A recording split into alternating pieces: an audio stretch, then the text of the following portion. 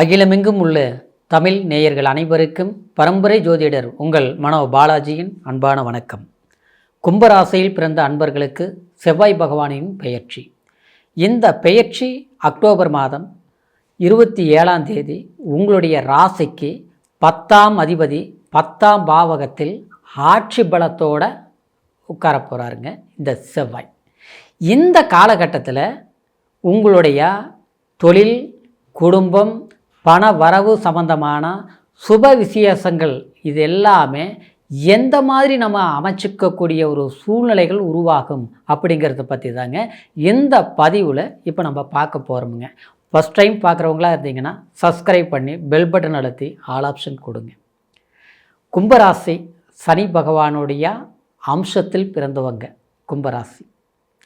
தன்னம்பிக்கைவாளிகள், உழைப்பால் உயரக்கூடியது மட்டும் இல்லாமல் ஒரு கோபுரத்தின் உச்சியில் கலசம் எப்படி ஒரு அலங்கரிக்குதோ அந்த அளவுக்கு வாழ்க்கையில் மற்றவங்களுக்கு முன்னால் ஒரு ஜொலிக்கக்கூடிய ஒரு தன்மை கொண்ட ராசி கும்பராசி.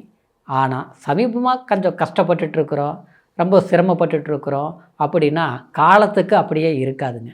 நீங்கள் எவ்வளோதான் கஷ்டப்பட்டாலும் அதுக்கு உண்டான இரட்டிப்பு பலன்கள் அடையக்கூடிய ஒரு அமைப்புள்ள ராசி தான் கும்பராசிக்காரர், சரிங்களா? ஆனால் இந்த நேரத்தில் அப்படின்னா ஒரு 7.5 சனி வேறு நடந்துகிட்ருக்குது, குடும்ப சனி வேறு நடந்துகிட்ருக்குது, கஷ்டங்கள் அதிகமாக தான் இருக்குது.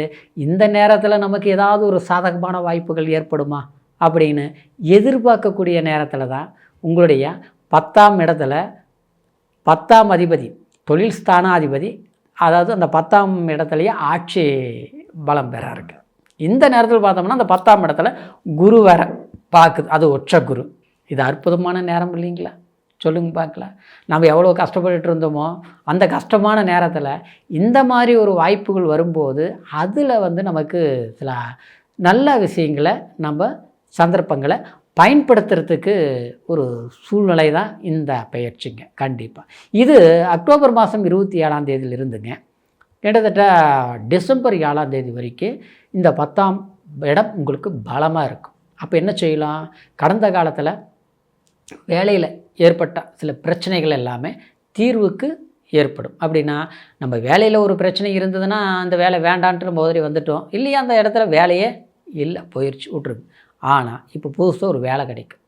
அந்த வேலை எப்படி இருக்கும்னா உங்களுக்கு 8ஆம் இடத்துல 6ஆம் இடத்துலேருந்து குரு 6ஆம் பாவகத்தில் இருக்கக்கூடிய குரு இல்லைங்களா, அப்போது நமக்கு கொஞ்சம் பயணங்கள்னால, சரிங்களா, பயணங்கள் அப்படின்னா நம்ம கொஞ்சம் வெளியூர் போகிறது அந்த மாதிரி எண்ணங்கள் இருந்தால் அது ஓகே பண்ணிக்கலாம், சரிங்களா?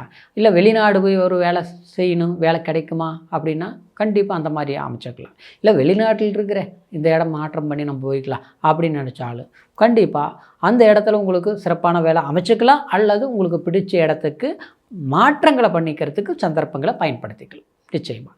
இன்னும் சொல்ல போனோம்னா செவ்வாய்ங்கிறது ஒரு அதிகார பலம் மிக்க ராசி. கும்பராசிகர் பார்த்தோம்னா ரொம்ப பேர் சொந்த தொழிலெலாம் நல்லா சிறப்பாக பண்ணிகிட்ருப்பீங்க. அது அந்த இடத்துக்கு இந்த செவ்வாய் வரும்போது இந்த மெஷினரி ஐட்டம், வண்டி வாகனத்தில் தொழில் செய்யக்கூடியவங்க, அப்புறம் பார்த்தோம்னா ஒரு டிபார்ட்மெண்ட்ஸ் தொழில் அப்படின்னா காவல்துறை,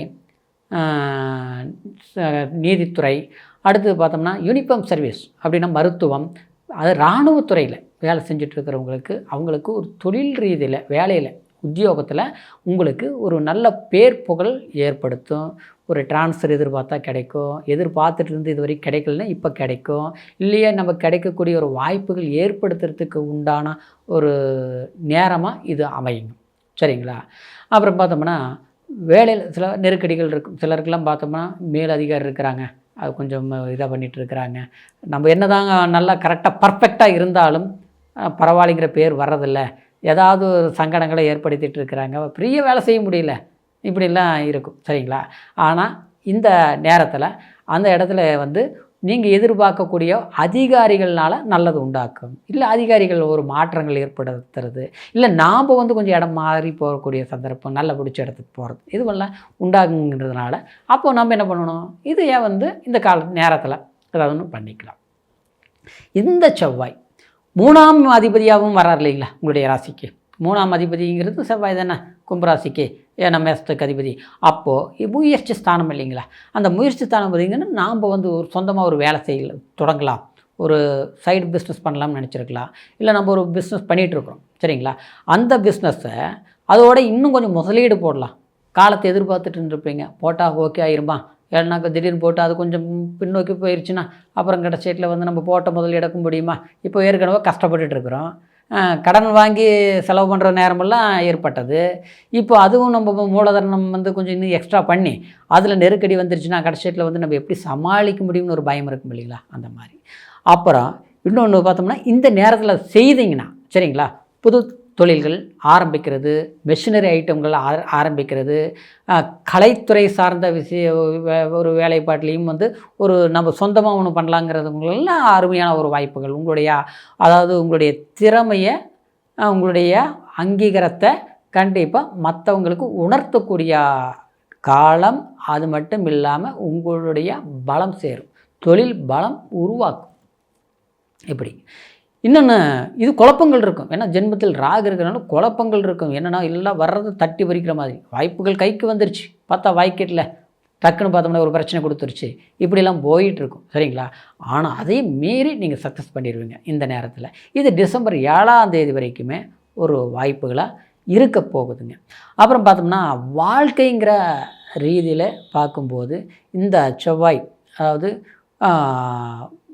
கணக்குக்கு 4, 7, 8 8ஆம் பார்வையாகவும் 7ஆம் பார்வையை பார்க்குறது ரைட்டாக இருந்தாலும், அதாவது இந்த 4ஆம் இடத்தை பார்க்குறதுனால வீடு சம்மந்தப்பட்ட வண்டி வாகனம், 4ஆம் இடக்கிறது வண்டி வாகனம் குறிக்கக்கூடிய இடம் தான், அது கொஞ்சம் மாற்றம் பண்ணுறது, புதுசாக ஒன்று வாங்கலான்னு நினைக்கிறது, இதெல்லாமே நீங்கள் பண்ணிக்கலாங்க சரிங்களா. ஏற்கனவே பார்த்தோம்னா அதனாலலாம் லாஸ் ஆயிடுச்சு, ஒரு வண்டி வாங்கினேன், அது பார்த்தோம்னா அது ஒரு பிரச்சனையாக போயிடுச்சு, அதை கிளியர் பண்ண முடியல, வாங்கினது கடைசியில் அது போயிடுச்சு, இதெல்லாம் இருந்தது பார்த்தீங்களா, இதெல்லாம் சரிப்படுத்திக்கலாம். ஒன்றும் புதுசாக நீங்கள் வாங்கக்கூடிய வாய்ப்பு இல்லை, ஏற்கனவே வாங்குறதுல ஒரு பிரச்சனை இருந்தால் அது சரி செய்யக்கூடிய சந்தர்ப்பங்கள், இது ஒரு சாதகமாக அமைச்சிக்கக்கூடிய காலமாக இருக்குங்க. இன்னொன்று பார்த்தோம்னா, புது விதமான குடும்பத்தில் ஒரு புது விதமான ஒரு பொருட்கள் வாங்கிறது, ஆடம்பர பொருட்கள் வாங்கிறது, அந்த மாதிரி வாய்ப்புகள் ஏற்படும். அந்நிய மனிதர்களால் சில தொல்லைகள் இருந்தது பார்த்தீங்களா, அது எல்லாமே குறைஞ்சிரும், கண்டிப்பாக குறையும். அப்புறம் திருமணம் சார்ந்த விஷயங்களுக்கு ஒரு முயற்சிகள் எடுக்கிறது, புதுசாக ஏதாவது பண்ணலாமா, ஒரு கல்யாணம் பண்ணுறது சரியான வயசாகி போச்சு, வீட்டில் வந்து ஏதாவது ஒன்று குடும்பத்தில் இருக்கிறவங்களுக்கு இந்த மாதிரி ஒரு சுப விசேஷங்கள் எல்லாமே செய்யக்கூடிய வயதினர் இருந்தாங்கன்னா அவங்களுக்கு உண்டான வாய்ப்புகளை நீங்கள் வந்து உங்கள் மூலியத்தில் நீங்கள் செய்யலாம். அது தனக்கு திருமணம் ஆகாமல் இருந்தாலும் அந்த மாதிரி வாய்ப்புகளும் உருவாக்கலாம். ஆனால் அது வந்து கொஞ்சம் தள்ளி போடுறது தான் நல்ல, தனக்காக இருந்தால். குடும்பத்துக்குன்னு பண்ணலாம், ஏன்னா குரு வந்து உங்களுக்கு 6ஆம் இடத்துல இருக்கிறதுனால கொஞ்சம் நிதானம், ஒரு 2 மாதம் கழித்து பண்ணிக்கலாம் சரிங்களா. இப்படி செவ்வாய் பகவானுடைய பயிற்சியில் தொழில் சார்ந்த விஷயங்கள் சக்ஸஸ்ஃபுல்லாக இருக்கும்.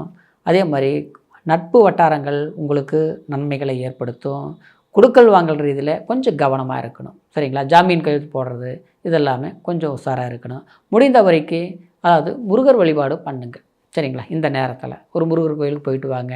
அது திருச்செந்தூராக இருக்கலாம், அல்லது வந்து உங்களுக்கு பக்கத்தில் இருக்கிற முருகர் கோயிலாக இருக்கலாம். ஒரு செவ்வாய்க்கிழமை நாளில் 27ஆம் தேதியே போயிட்டு வர்றது மட்டும் இல்லாமல் அன்னைக்கு முடியலன்னா அடுத்தது அந்த வாரத்தில் கூட நீங்கள் எங்கேயாவது போய் ஒரு முருகர் வழிபாடு, உங்களுடைய முருகருக்கு அர்ச்சனையை ஒன்று பண்ணிவிட்டு வாங்க.